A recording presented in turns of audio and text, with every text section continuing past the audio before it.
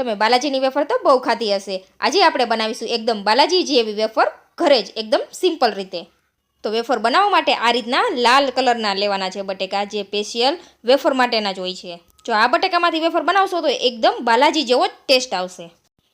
હવે તમને જે આકારની ચિપ્સ પસંદ હોય તે રીતે તમારે કટ કરી લેવાની. આપણે તો એકદમ બાલાજી જેવી જ આ રીતની સ્લાઇસ કરીશું. આ વેફરને નથી તમારે બાફવાની, નથી સૂકવવાની કે નથી ધોવાની ઝંઝટ. આ રીતે કિચન ટાવલ ઉપર આપણે તેને સુકાવી દઈશું. અને એક આપણે સ્પેશિયલ પાણી બનાવવાનું છે, તો તેના માટે પાણીની અંદર આપણે 2 ચમચી નમક એડ કરવાનું છે. આ સિક્રેટ ટિપ્સ છે. આ પાણી એકદમ ખારું બનાવવાનું છે આપણે. અને વેફર તળવા માટે આપણે તેલને સારી રીતે ગરમ કરવાનું છે. તેલ સારું ગરમ હોય તો જ આપણી વેફર એકદમ પરફેક્ટ બનશે. હવે જેટલી સમાય તેટલી આપણે વેફર એડ કરી દેવાની છે તેલમાં. 2 મિનિટ માટે આપણે તેને પલટાવતા જઈને સારી રીતે તળી લેવાની છે.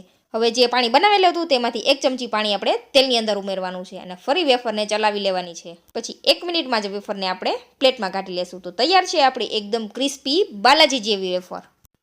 જો આ ટિપ્સનું તમે ખાસ ધ્યાન રાખશો અને આ બટેકા વાપરશો તો તમારી વેફર છે તે એકદમ બજાર જેવી જ બનશે અને ટેસ્ટ પણ એકદમ બજાર જેવો જ આવશે. તમે જોઈ શકો છો વેફર આપણી એકદમ ક્રિસ્પી અને સોફ્ટ તૈયાર થઈ છે. આ વેફરને આપણે વધુ ટેસ્ટી બનાવવા માટે ભોજ કંપનીનો રેડ ચીલી પાવડર લીધેલો છે. તો હવે લાલ મરચુંને આપણે વેફર ઉપર છાંટી દેશું અને સારી રીતે વેફરમાં મિક્સ કરી લેશું. નમક તો આપણે ઉમેરેલું જ છે એટલે આપણે ચટપટું બનાવવા માટે લાલ મરચું પાવડર લેશું. જો તમારે આ મરચું પાવડર મંગાવવો હોય તો નીચે ડિસ્ક્રિપ્શનની અંદર બધી માહિતી આપેલી છે. રેસીપી પસંદ આવી હોય તો લાઇક, શેર, ફોલો કરવાનું તો ભૂલતા જ નહીં.